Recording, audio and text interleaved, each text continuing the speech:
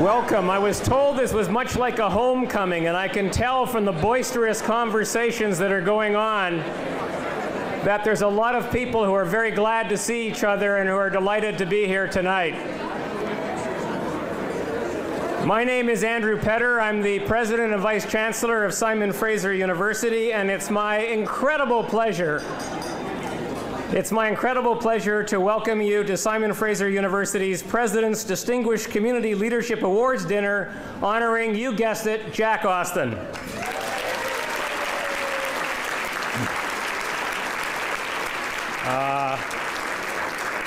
So now we know why you're all here. Let me start by acknowledging the Coast Salish people on whose traditional territory we are gathered this evening. Also, please join with me in thanking our piper tonight, Daryl Teachy.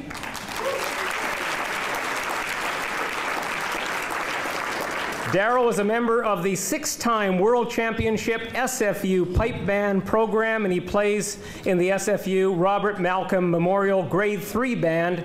And guess what? He'll be playing at the World Championships in Scotland in 2012.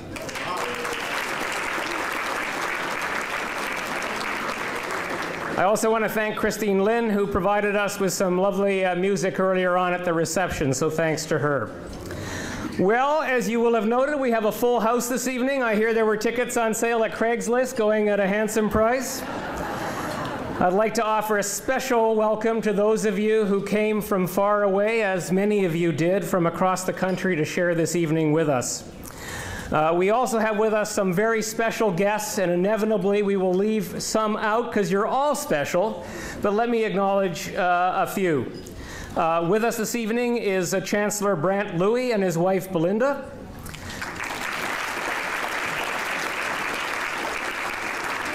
We also have with us last year's President's Distinguished Community Leadership Award recipients Carol Taylor and Art Phillips, and one of those two happens to be our Chancellor Designate.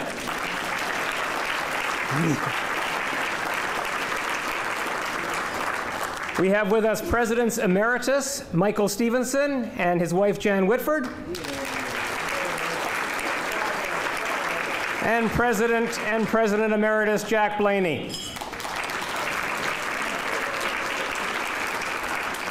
From the Board of Governors, still a member, but also Chair Emeritus Michael Francis.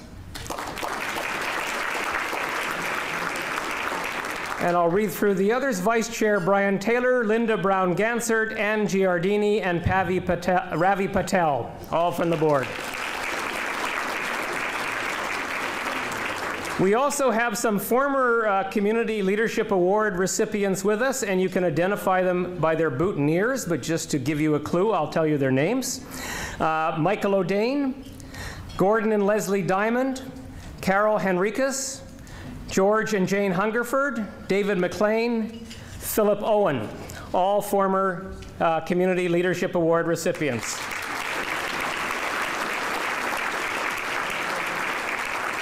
Also, I'll read the names of some former honorary degree recipients we have with us: Samuel Bellsberg, Mike Harcourt, Don Hudson, Wendy McDonald, and Michael Phelps, all former honorary degree recipients.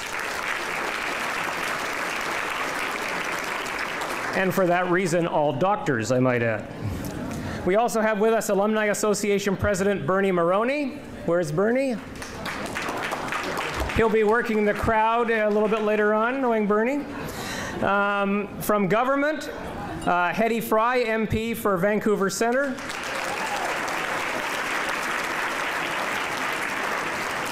Joyce Murray, MP from Vancouver Quadra. From the provincial side, Richard Lee, MLA of Burnaby North. Dr. Maura Stillwell, MLA for Vancouver Langara and Parliamentary Secretary for Industry Research and Innovation. Dr. Ralph Sultan, who's the MLA for West Vancouver Capilano. And I don't know if we have other councillors here, but we certainly have from the City of Surrey, Tom Gill, who's a councillor in Surrey. I'm not sure he's here yet, but joining us from the First Nations Summit will be Grand Chief Edward John. And And in terms of diplomatic representation, I'm very proud to say we have with us the Consulate General of the People's Republic of China, Liang Shuzhen, Consul General, and from the Consulate General of Japan, we have Hideaki Ito, Consul General. I'd also like to thank my fellow Distinguished Community Leadership Award Selection Committee members for stewarding me as a new president through my first selection process and deciding upon such a stellar recipient. So the folks who showed that good judgment are, and I'll read them all, so hold your applause, Michael O'Dane, Peter Bentley, Leslie and Gordon Diamond, Carol Henriquez, Jane and George Hungerford, Cheyenne and Gerald McGavin, Philip Owen, Kathy Deminato, and Chris Arnett. Applause for them, please.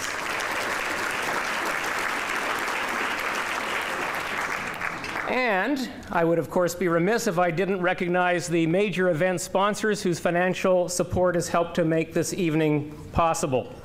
Net proceeds from this event will be directed to SFU's Jack Austin Center for Asia Pacific Business Studies, and during the dinner you'll see the names of all our sponsors on the screens. At this time, I'd like to invite the major sponsors to stand as their names are called, and again, I'll ask you to hold your applause until I've read everyone's name. So, they are Ron and Janet Stern, the advertising department of the Globe and Mail. I'm not sure the whole advertising department's going to stand up, but hopefully someone from it. Rui Feng, Chairman and CEO of Silvercourt Metals, Inc. Kazuko Komatsu, President and CEO of Pacific Western Brewing Company. Ren Chao Gui, Chairman of Centerpoint Group. Yuen Pao Wo, President and CEO of the Asia Pacific Foundation of Canada. And Wei Shashao, Council of China Practice for Blake Castles and Graydon Barristers and Solicitors. Please join me in thanking our very generous sponsors.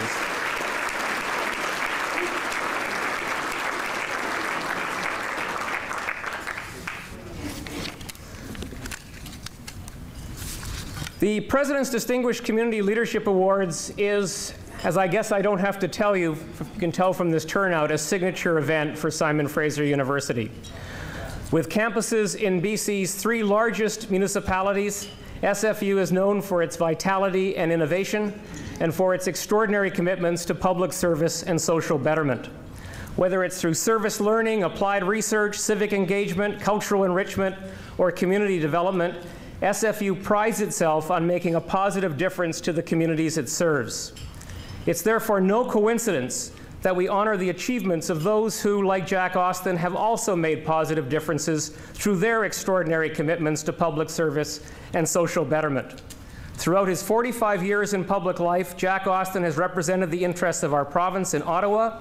He's helped to shape the history and the future of British Columbia and of Canada. Now, we're going to have a lot more to say about Jack when the formal awards ceremony begins promptly after dinner. For now, I'd ask you just to hold those thoughts, and I wish you bon appetit and good conversation, and we'll reconvene after dinner to fet our special award winner of the evening. Thank you very much, and enjoy.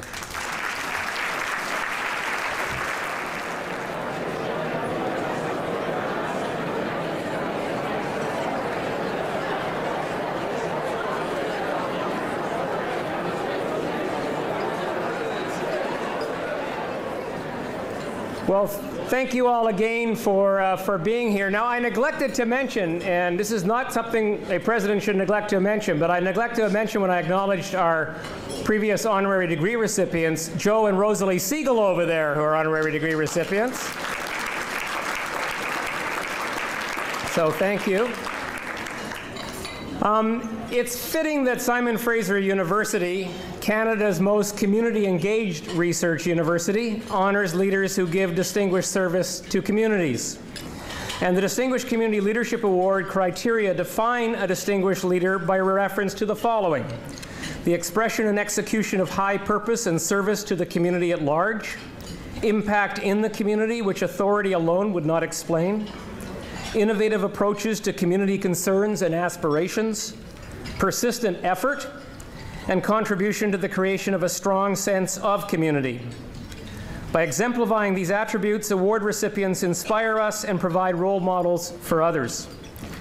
Well, tonight we celebrate the leadership and contributions of Jack Austin. And what I'd ask you to do is please turn your attention to the screens and to the following video, which will provide you just some insights into Jack's extraordinary legacy.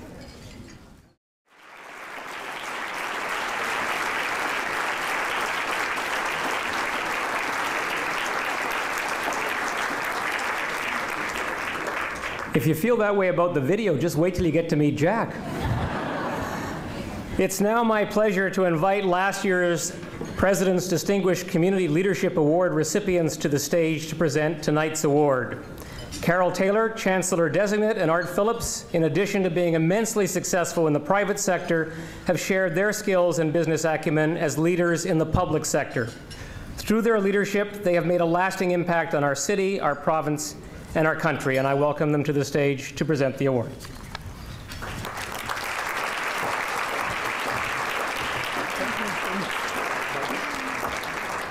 It is our very great privilege and honor to be here tonight to pass the torch, as it were, to someone who's been a very great friend for a very long time, and someone who has been such a contributor, someone who's had such influence in our community, someone who has been so special, not just to British Columbia, but to all of Canada.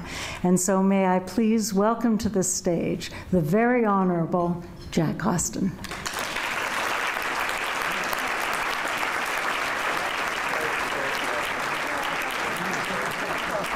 Thank you, my dear.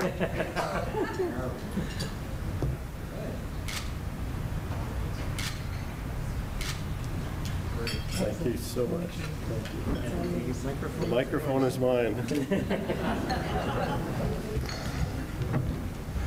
Watching that video, I said to myself, nobody is that good. I said to Joy Phelps, the only way to deal with an evening like this is to think of it as they're talking about somebody else, and you take a perspective. And the third thing I said to my wife is, I will still take out the garbage every Wednesday morning. I'm so grateful to all of you. Chancellor Brant Louis, President Andrew Petter, Chancellor Designate Carol Taylor, all the members here of the SFU universe, former honorees, and there are many here and I'm grateful, my friends, and this evening's sponsors, who clearly are among my friends, and guests. My first words are of profound appreciation for the honor you do me tonight by the conferring of this significant award, and by your attendance this evening to share in some recollections of a career in public service. And I do deeply understand that the true honoree tonight is the concept of public service, the commitment to the community and its well-being. Nonetheless, there can be no greater esteem than that which a community of citizens determines to award to one of its members. And when it says, well done, I am truly grateful to all of you. I am truly grateful to Simon Fraser University. I am truly affected. I'm not shy to say that I'm a proud Canadian.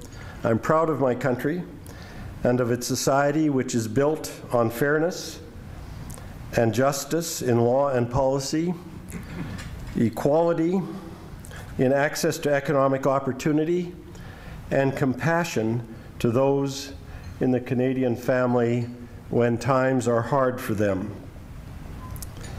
We are a country admired in the world. We are a success story in nation building. And believe me, and you know, that none of this is easily achieved, and none of this is easily maintained. It's a dynamic challenge And as so insightfully said by Lewis Carroll, we will have to run harder and harder in the years ahead to stay in the same spot. No less a proud Canadian, I am in love with my home province of British Columbia and my city of Vancouver. Jimmy put it right. In a country blessed, we are a province doubly blessed, and this city is triply blessed.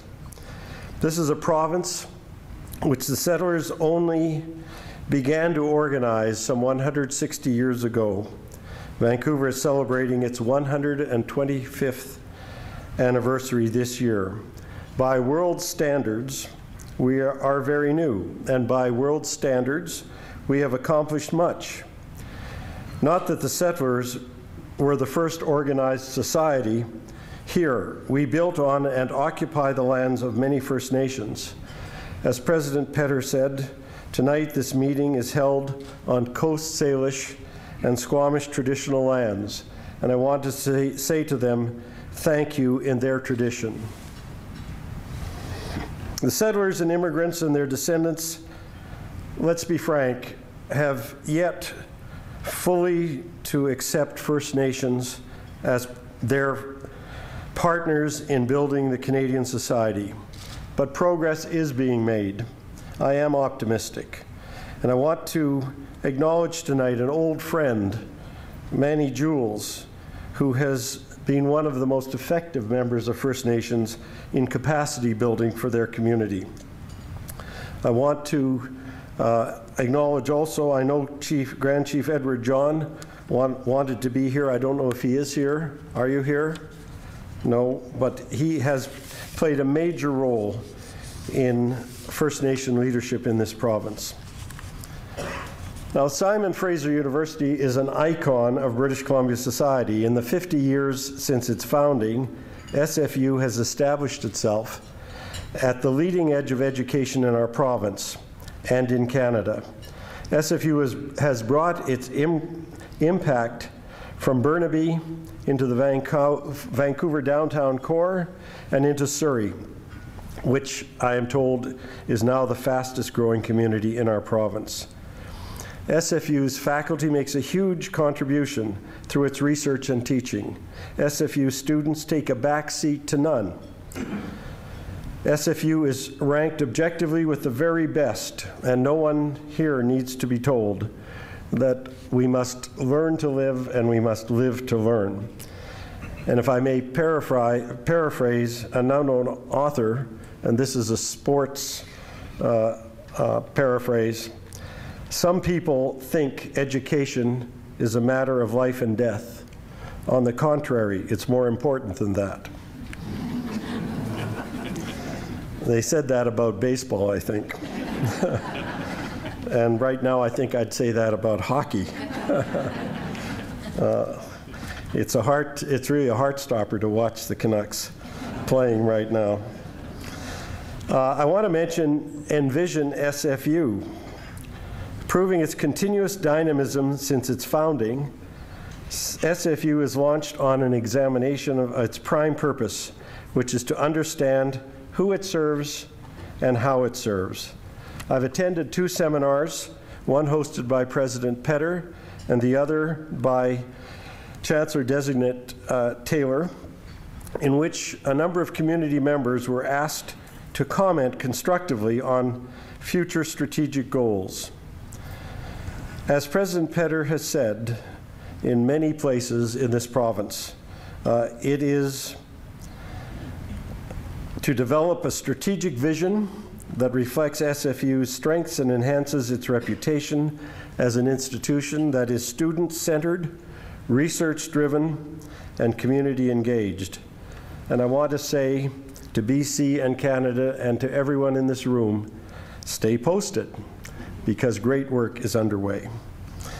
And a significant part of the SFU program is in the Siegel School of Graduate Business, where former SFU President Michael Stevenson, Dean of Business Dan Shapiro, and President of the Asia Pacific Foundation of Canada, Yuen Pa Wu, have co-established the Jack Austin Center for Asia Pacific Business Studies. In no small part, the future of British Columbia and Canada, its economy, depends on our understanding of what is taking place in Asia Pacific, and thus on our ability to build relationships and networks for mutual friendship, trade and investment, and peace and security. Your presence here tonight moves SFU's work in that direction. As President Petter did, I too want to recognize the presence of Consul General of China, Liang Shujin, and members of his staff. I want also to recognize the presence of Consul General of Japan, Hideaki Ito, as the guest of my long-term friend, Kazuko Komatsu. She plays a key role in Canada-Japan relations. Well, let's come to me for a minute.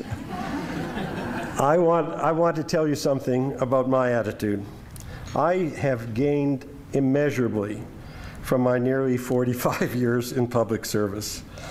I started by mistake, because that's how most people get into politics. I had an assignment from something called the Canadian International Institute, the Canadian Institute of International Affairs, to speak at 4 of their branches, Victoria, Vancouver, Calgary, and Edmonton. And in the Vancouver meeting, this fellow Arthur Lang showed up and asked me some pretty deep questions. I was talking about the then Treaty of Rome, which was the founding treaty of the European Community.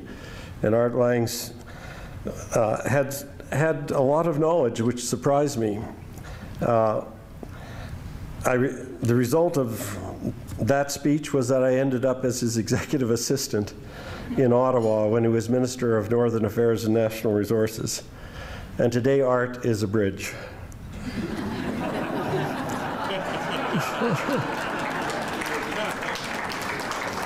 He was a wonderful guy, and I learned very early that I had some political talent, because another assignment came through my senior law partner, Nathan Nemetz. He said, I want you to go over to Victoria, and you're going to meet Premier Bennett. And I said, why? He said, I'm not telling you. A fellow by the name of Bill Clancy will set up a meeting in the Empress Hotel. And there'll be a few bottles of ginger ale there, and the Premier will have a chat with you.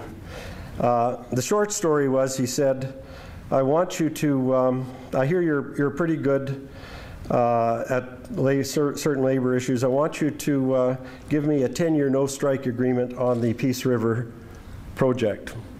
And I said, well, Premier Bennett, I'll start drafting the legislation right away. He said, I don't want legislation. Do you know what happened to Alcan at Kitimat? Rolling strikes, 28 unions, one strike after another. Philip Owen will know the story better than I. And in any event, no strike agreement. Well, it came about, and I can't take the time to tell you how it came about, but the result was that I was given to manage an excellent relationship with Arthur Lang and an excellent relationship with W.C. Bennett, and they didn't like one another. And it was a very interesting experience. Well, I was a deputy minister, a chief of staff to Prime Minister Trudeau, a senator, a cabinet minister. I want to tell you that I've received information and insights from every part of the private sector, commercial and nonprofit, and every part of the public sector, federal, provincial, municipal, and international. Brilliant people have taken the time over these 45 years to give me the benefit of their knowledge over the widest possible range of issues. I feel the debt is mine for public service. The learning curve has been phenomenal. I valued the highs, of course, but I could accept the lows, and there were a few now and then. But frankly, this is an appeal to understand the high calling of of public service. This award is about people who give public service to the community. I think one of the great dilemma of our time is why the value of public service is so lightly thought of by so many in our community. But people like Andrew Petter, Carol Taylor, former Mayor Art Phillips, my Senate colleague of many years, Senate Speaker Dan Hayes of Calgary, who is here with his wife Kathy, Ken Dobell, who was deputy to Premier Campbell, Michael Phelps. You may not know this, but he was a very young and very bright chief of staff to the Honourable Mark Lalonde, and Mark was a pretty important guy in those days. Former Premier Michael Harcourt, who never let me beat him at tennis. He and Becky, well, my wife carried our side of the team. A great public career, Mike. MPs Joyce Murray and Hetty Fry, who are here, and many others who are here in the provincial legislature, at municipal levels of politics. All of you have been in public life, and I think you know exactly what I mean about the value, the learning curve, the feeling of satisfaction when the day is closed. A night like this is so rare and so valuable and so personal to me. I want to take a few minutes to give you some illustrations of what I mean.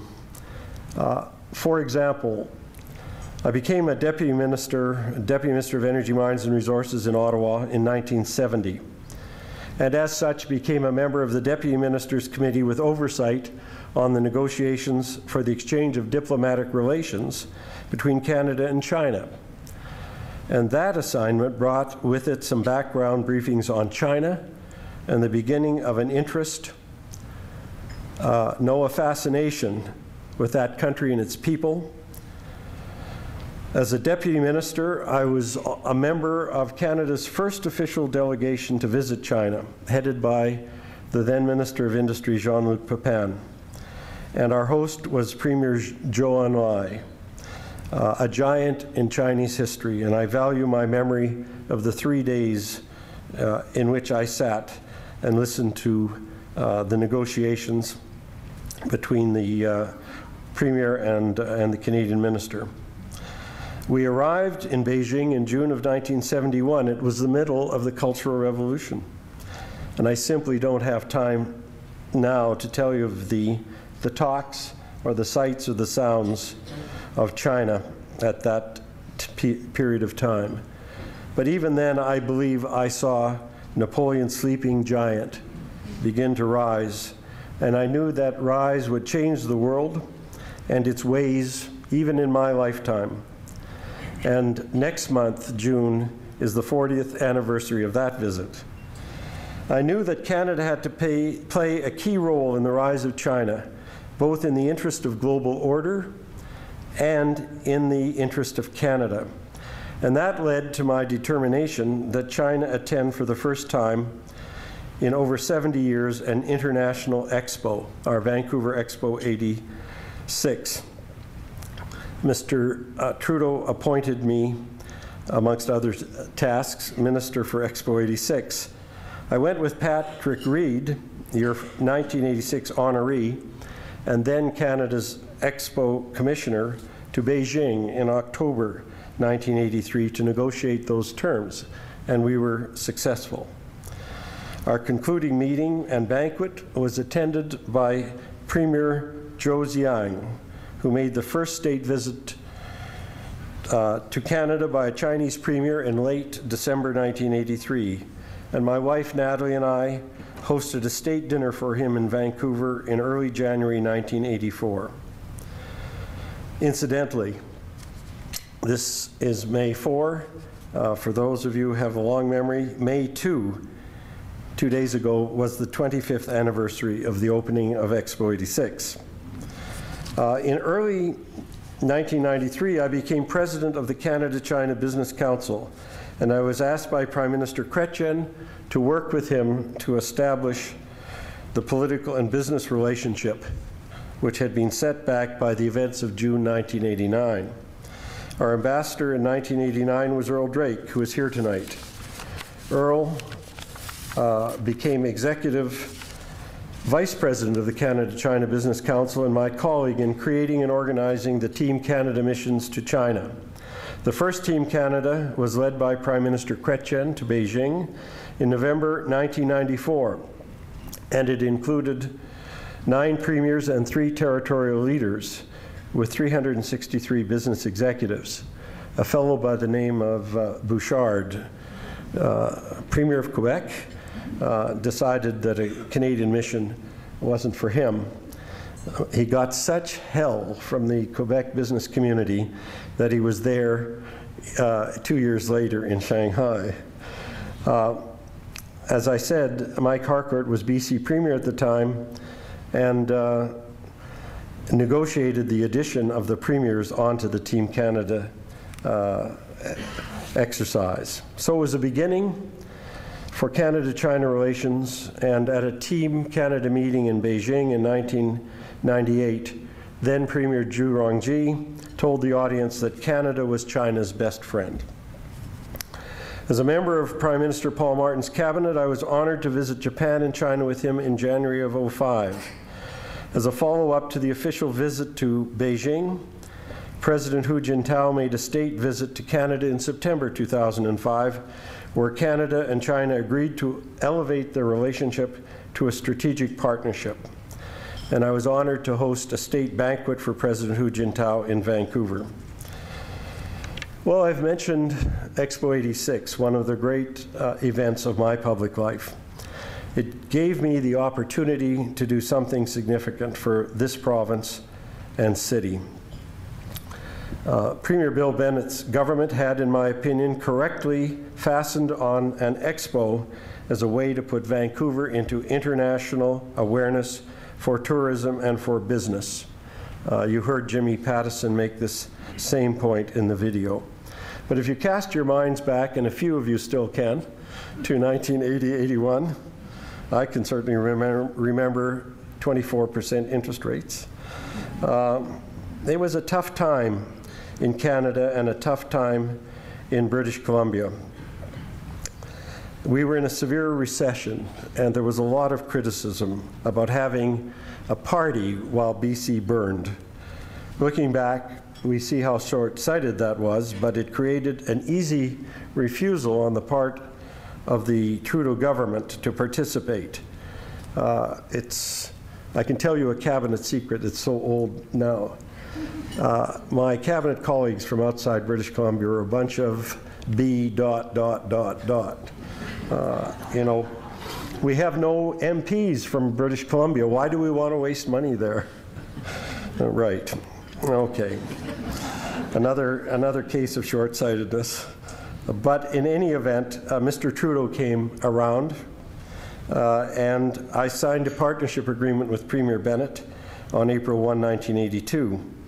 As Federal Minister for Expo, we built Canada Place as the Canadian Pavilion, as Jimmy said, and included a cruise ship facility, a convention center, a hotel, and an office tower. After 22 million visits, we declared Expo 86 a success.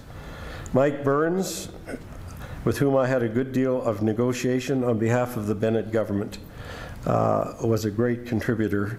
Tough guy, but very constructive. Well, anyway, you know, no one can live in BC for the last 60 years, as I have, and not see the negative features of the relationship between settlers and immigrants on the one part and the Aboriginal community on the other. But fortunately, there is a very positive momentum in creating a better situation. I have been really privileged to work towards that goal. I had the luck to be appointed by Prime Minister Trudeau to the Senate Commons Committee, which dealt with the Charter and patriation. I had a role in pushing for Section 35 of the Charter, which recognized the inherent constitutional place of the 3 Aboriginal communities in our Constitution. I had the luck to be chosen by Prime Minister Chrétien to carry the precedent-breaking Nisga'a Final Agreement through the Ottawa legislative process.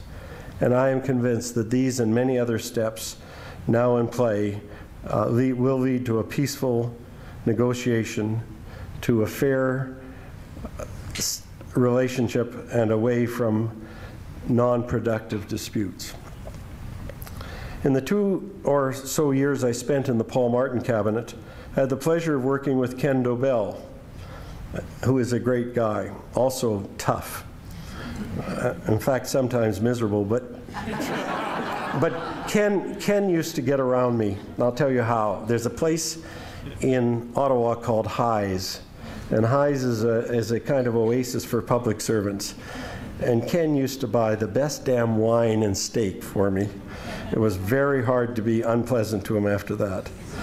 Well, the result was that we were able to work out and jointly launch the Pacific Gateway concept.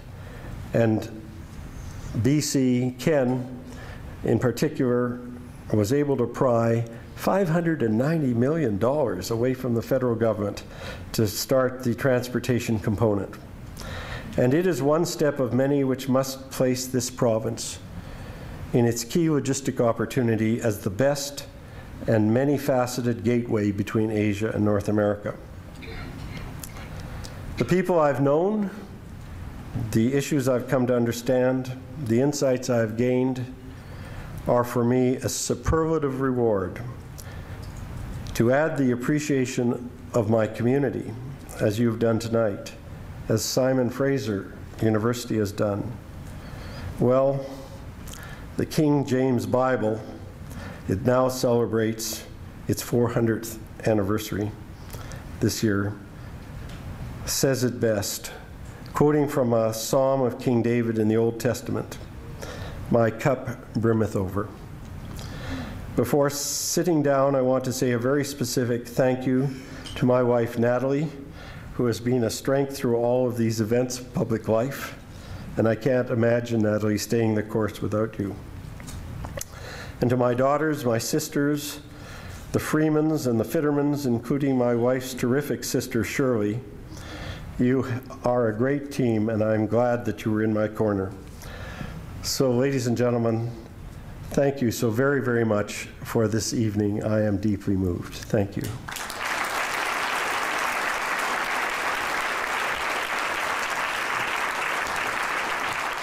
Thank you, Jack, and I just can't imagine a speech or a person who better exemplifies that spirit of community service that this university wishes to honor and has honored in you tonight.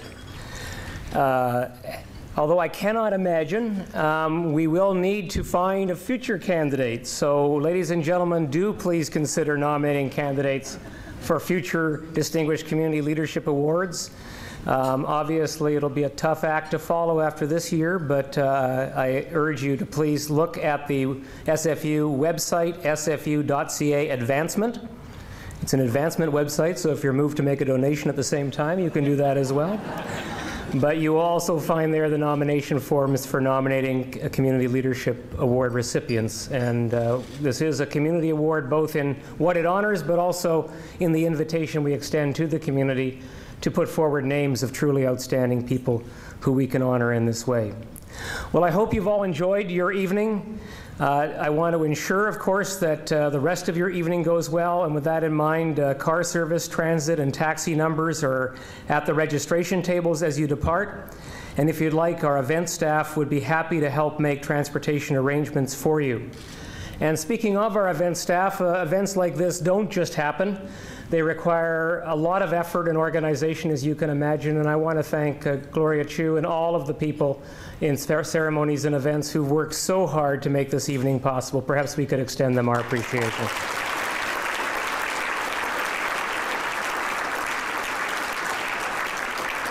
And with that, let me just again thank you all coming from near and far for this event, for this sense of community and this celebration of someone who has made such a contribution to our community. Thank you, have a wonderful evening, and good night.